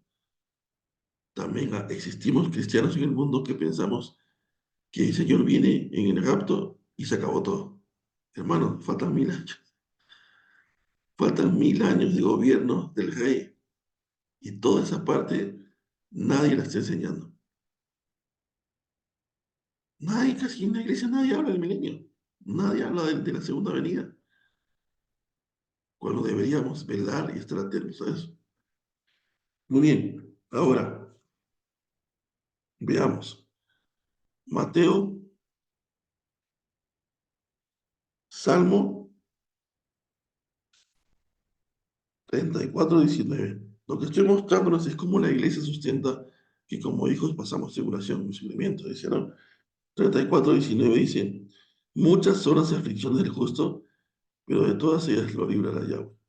La palabra ahí, si queremos buscar, no es la palabra que Dios te va a eximir de ese sufrimiento, sino que después que hayas pasado, Dios te va a dar una salida. Bien, vayamos a Salmo 66:10. Tú nos probaste, oh Elohim, nos acrisolaste como se acrisola la plata. ¿Saben qué significa acrisolaste? Que te pasó por fuego. ¿Entienden? Te pasó por fuego. Entonces, en ningún momento dice que, no, Dios me va a consentir porque soy la niña de sus ojos y no voy a pasar tribulación. No dice eso, hermano. Toda la Biblia nos enseña, la Biblia, no lo que dicen los hombres, no lo que dice la teología 1, la teología 2, no, no. Lo que dice la Escritura es que todos los que quieran seguir a Yeshua tienen que sufrir. ¿Sonará masoquista? O lo quieran mirar los inconversos, pero la Biblia dice que tenemos que pasar tribulación si realmente queremos ser luz. ¿Saben por qué? Porque cuando los verdaderos creyentes en la tribulación pasen esa tribulación y sean luz, será la oportunidad de tu vida y de la mía de ser de testimonio para los inconversos. Muchos vendrán a los pies de Cristo por tu testimonio y el mío, al ver que en medio del sufrimiento, que va a ser incomparable, no negaste a Yeshua y aún así seguiste obedeciendo la Torah.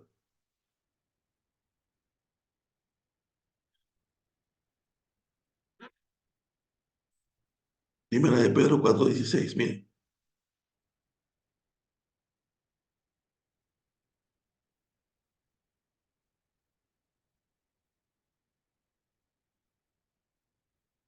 Pero si padece como cristiano, no se avergüence. Al contrario, glorifique a Dios por este nombre.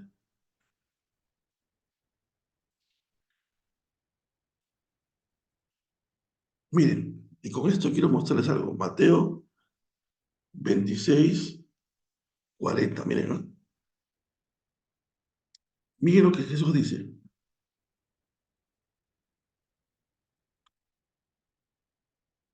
26,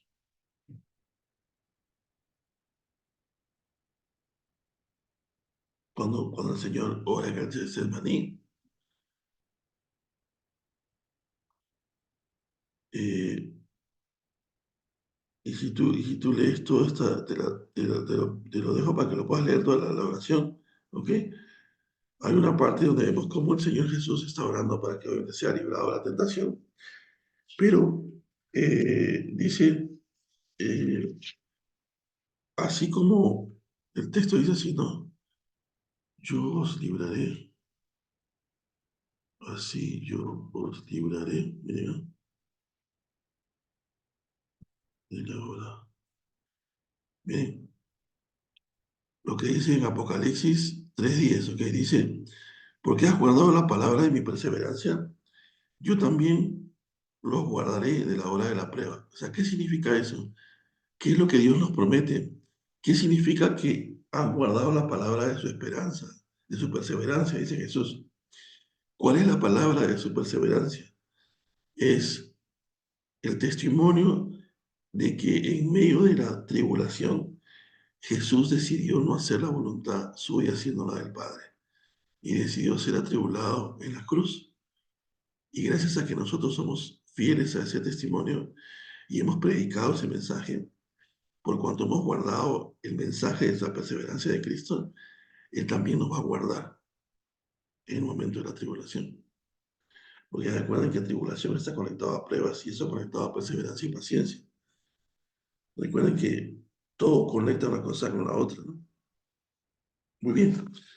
Entonces, después de haberles mostrado esto, hermanos, para ya poder terminar, porque sé que el tiempo apremia, quiero terminar con esto. Lo primero que hemos hecho hoy es que hemos hablado un poquito bíblicamente, si es antibíblico decir que los creyentes tenemos que ser atribulados o pasar tribulación o pasar persecución. Hemos visto el propósito de la tribulación es que demos luz y realmente podamos cumplir el propósito para el cual hemos sido llamados en el Señor. Hemos visto que ese camino angosto del cual habla Jesús es un camino de tribulación, de la palabra tribo, de la palabra ser atribulados, ser presionados, y como las uvas para dar luz, todo eso está conectado. Recuerda que en la mente hebrea todo es hemisferio derecho, todo es gráfico, ¿ok? Y, y hemos podido ver todo esto y hemos entendido que es la voluntad del Señor que pasemos tribulación. No estamos inventando cosas, todo está en la Escritura. Tenemos todos los testimonios de todos los que han tenido que sufrir para poder crecer. O sea que si alguien viene a decirnos que cómo es que vamos a sufrir, si somos los hijos de Dios y la niña de los ojos del Señor y la iglesia bendecida y escogida, que por eso no podemos sufrir.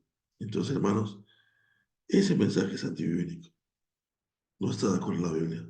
La Biblia, según la probabilidad subjetiva, en la matemática existe la probabilidad clásica o matemática.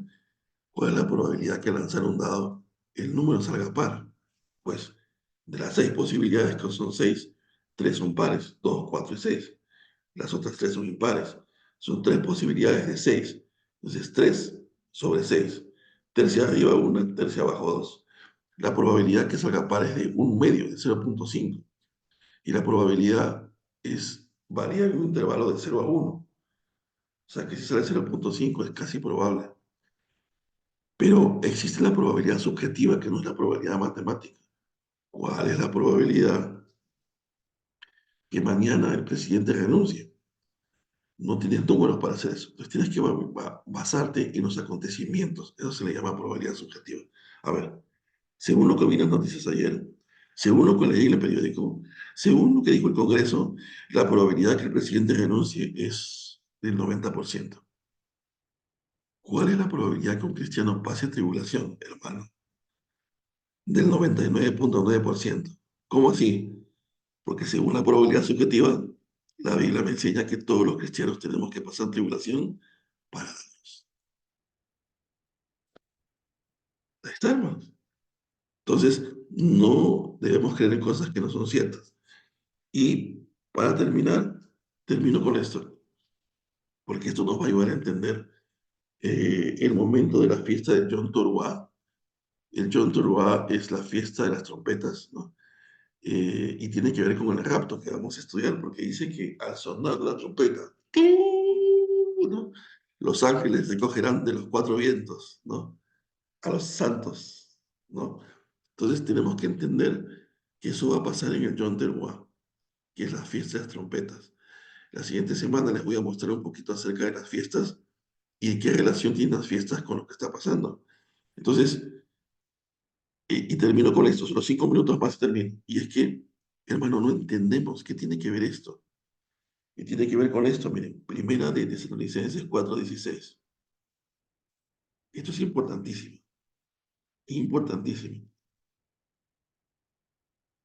Miren,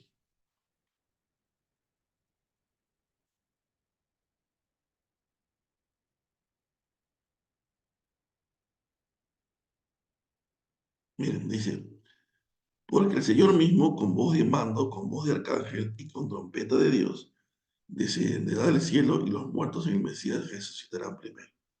Después nosotros, los que vivamos, los que hayamos quedado, seremos arrebatados, no dice raptados, simultáneamente con ellos en las nubes, en el cuento cual en el aire, y así estaremos siempre con él, Señor.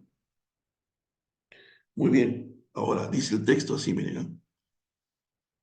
Con respecto a los tiempos, miren, ¿eh? Y las fiestas, miren, ¿eh?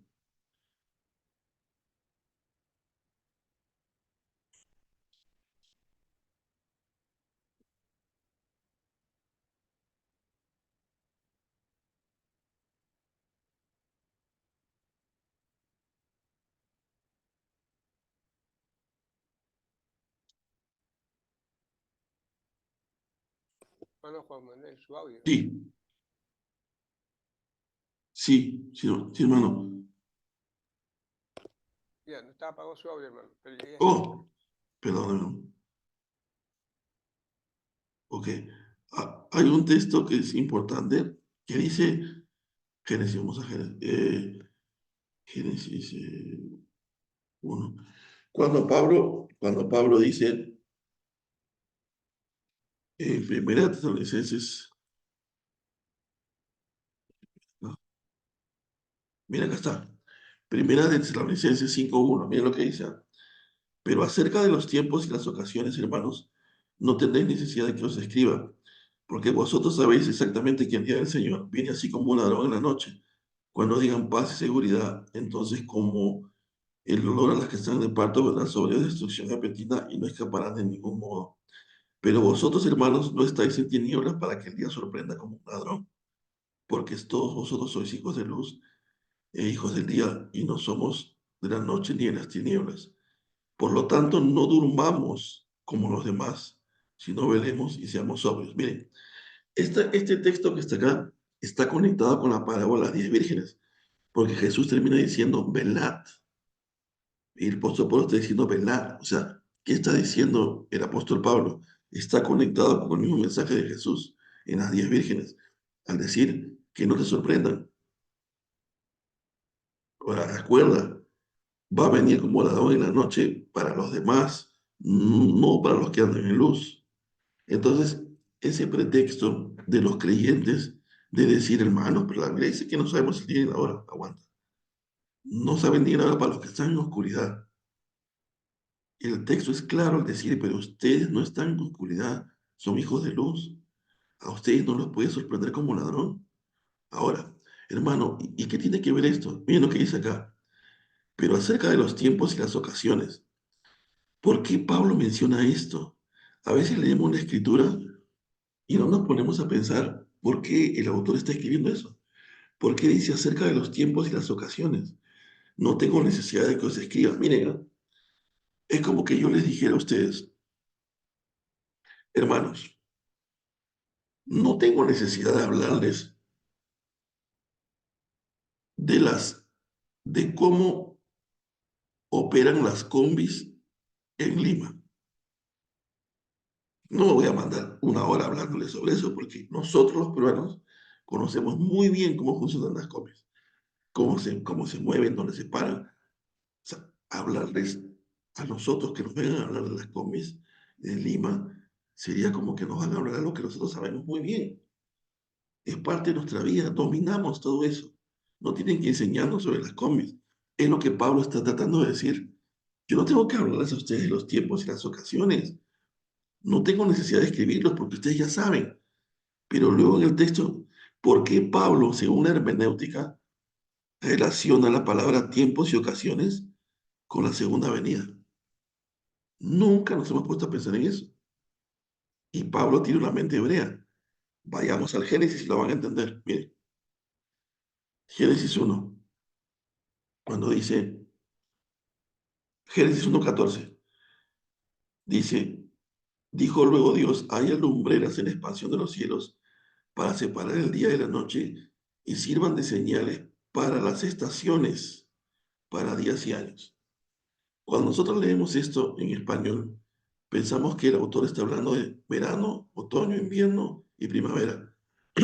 Y no existe, porque en el momento en que eso pasó, solo existía una estación. Había un clima perfecto en el paraíso. No había verano, otoño, invierno y primavera, eso no existía. Ni siquiera en la Biblia existe la primavera y el otoño, solo existe el verano y el invierno en los pasajes. Ahora, ¿qué quiere decir ahí, hermanos? Miren, con estos términos es importante que me entiendan, si no, no van a entender después el resto. Estamos haciendo hebreo, análisis hebreo y bíblico y exegético, ¿eh? No estoy sacando de nada. Miren, cuando habla de la palabra en hebreo, la palabra estaciones, bien lo que dice, es la palabra 4150, es la palabra moed, que significa reunión, lugar, hora señalada. solemnidades, tiempo, pero era conocido en hebreo como un lugar de reunión, un tiempo, la hora señalada para una reunión. Entonces, tiene que ver con los tiempos, las fiestas, festividades. Entonces, cuando el Señor crea la luna y el sol, lo crea para que el ser humano entienda y reconozca cuáles son los tiempos donde ellos tenían que reunirse con el Creador. Por eso Dios crea las fiestas de la Pascua, de los panes sin levadura, la fiesta de las trompetas, la fiesta de la expiación, la fiesta de los tabernáculos.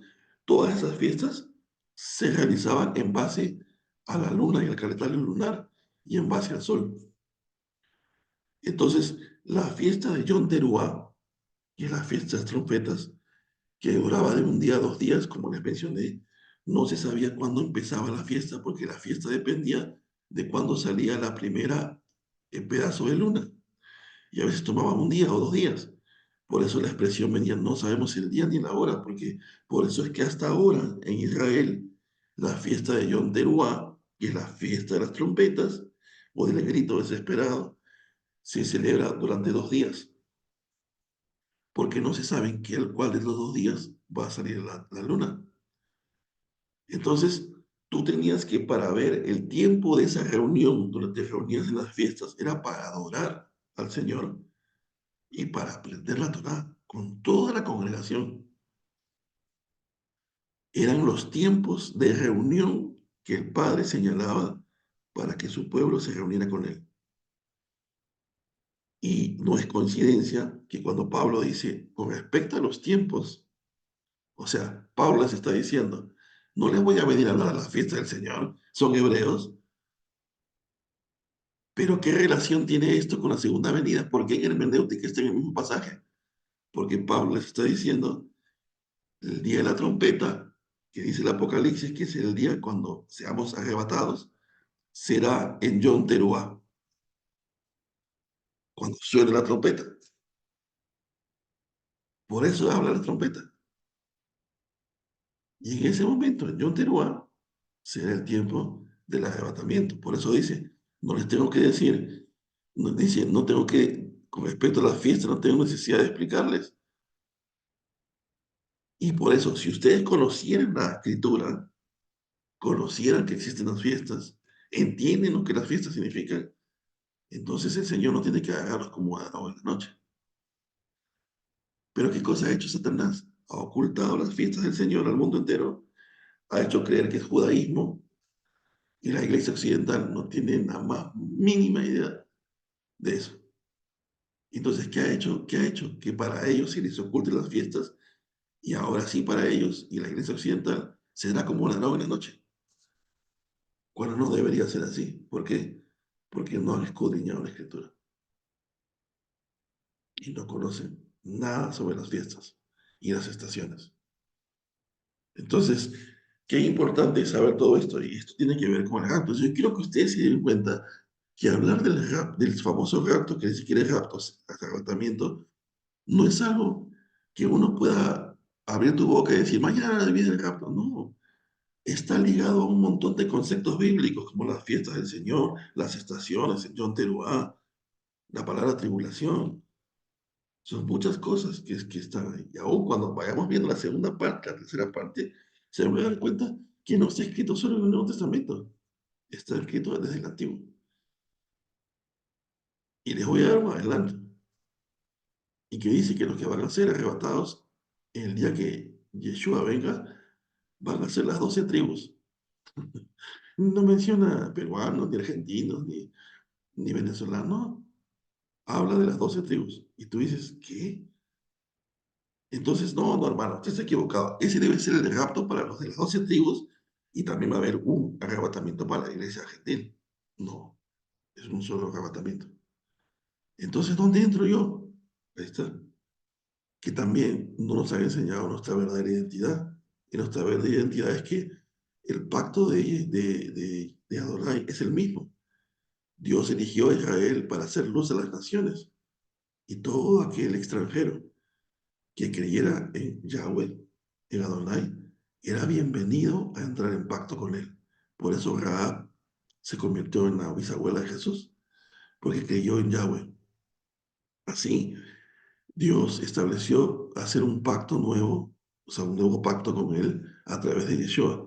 Todo extranjero, todo aquel que haya sido gentil, de la palabra goín, que significa fuera de pacto, en el momento que hace un pacto con Yeshua, o mejor dicho, con el Padre a través de Yeshua, deja de ser goín, ya no eres más gentil, te conviertes en Israel. Por eso es que cuando la Biblia habla de la predestinación, se refiere a que quien ha sido predestinada para salvación no han sido las personas, sino la nación de Israel. ¿Por qué? Porque todo aquel que guarde Torah y crea en Yeshua y entre en pacto con el Padre a través de Yeshua, se convierte en Israel. Romanos capítulo 9 y Romanos capítulo 10. Hemos sido injertados al olivo. Así que la Biblia dice que en el milenio solamente existen 12 puertas para entrar en la Nueva Jerusalén. Y cada puerta pertenece a una tribu. No sé por qué tribu no hay una puerta de los gentiles. Solo hay una puerta para cada tribu. Así que tenemos dos opciones, que esas sí son muy altas.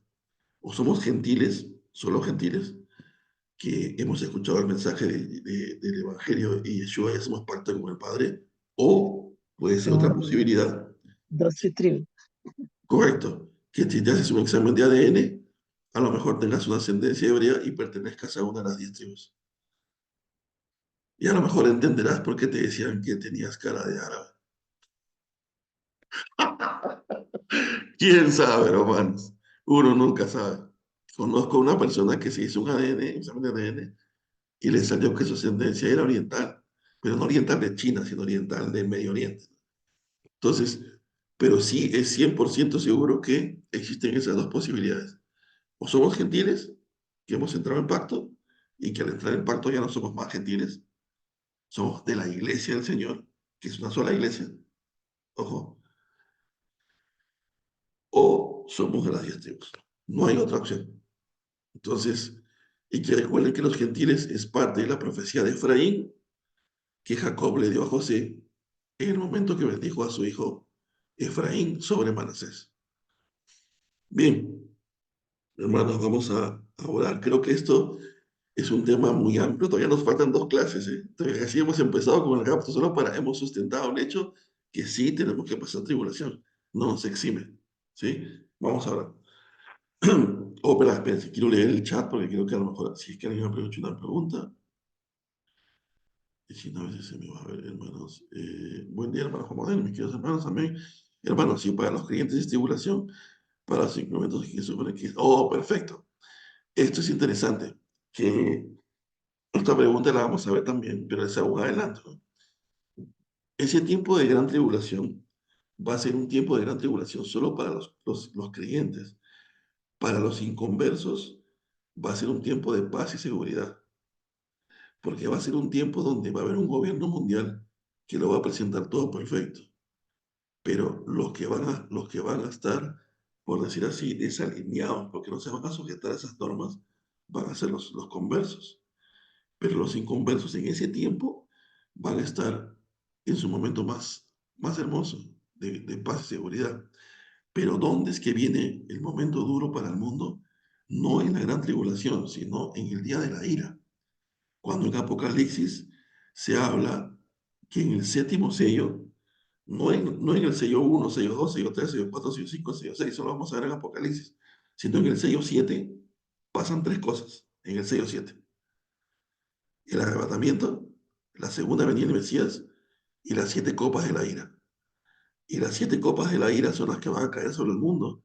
Y es ahí donde va a venir la ira de Dios sobre el mundo entero, que es diferente a la gran tribulación. El momento de la ira no tiene nada que ver con la gran tribulación, son dos cosas distintas. Y lo vamos a demostrar bíblicamente. Ahora,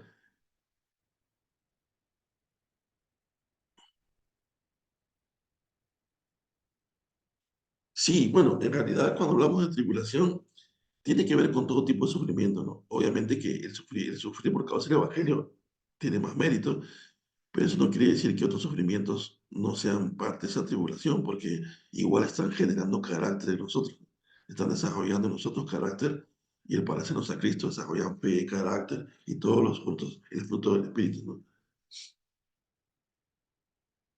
Genial. Gracias, Teresita. Disculpame que decir lo veo, pero voy a hacerlo así, siempre al final, todas las preguntas que tengan las hago y al final las respondemos. Bien, hermanos, entonces creo que esto nos ha ayudado un poco.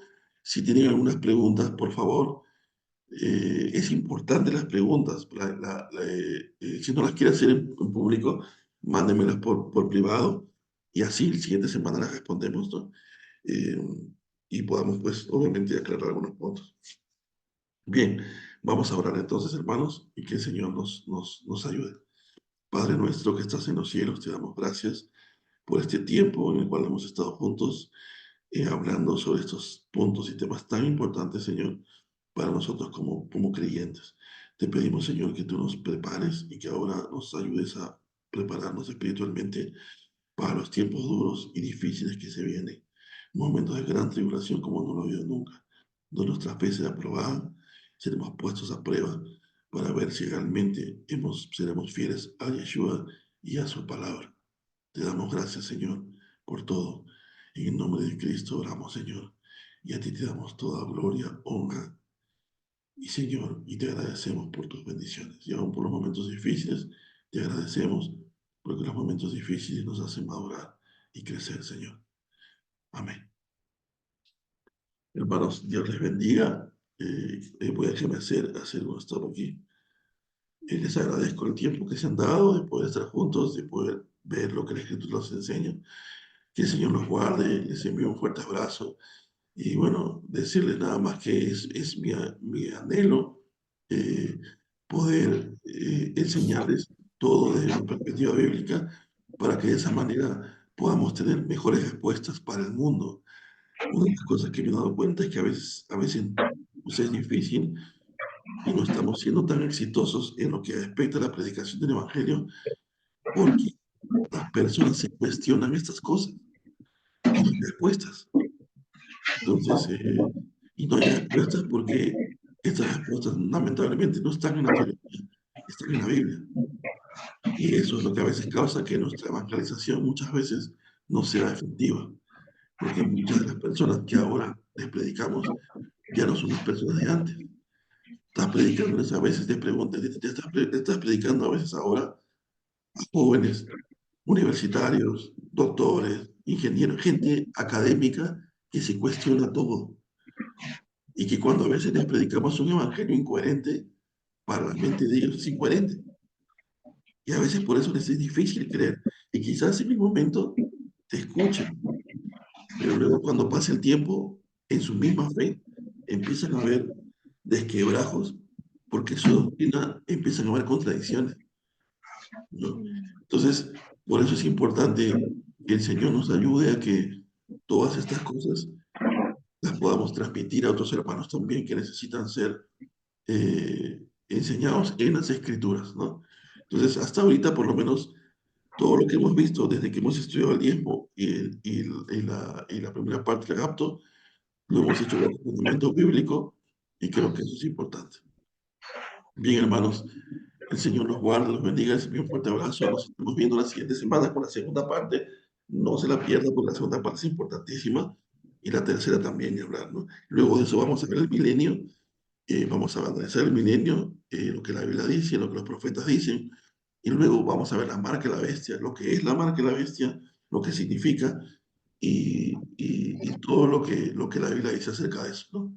Bien, hermanos, Dios los bendiga. Un fuerte abrazo. Amén. Amén. Bendiciones, hermano. Un abrazo. Bendiciones, hermano. Bendiciones, bendiciones, hermano. Dios los bendiga. Bendiciones a todos. Ana Elisa, Dios los bendiga. Ana Teresita, Dios te bendiga. Dios te bendiga, Matecito. Buen fin de semana, qué alegría de verlo. Para Carlosita, hermana Jaime. Muchas bendiciones. Muchas bendiciones, hermano. Gabriel. Alegría de verlo, hermanito. Digan bonitos.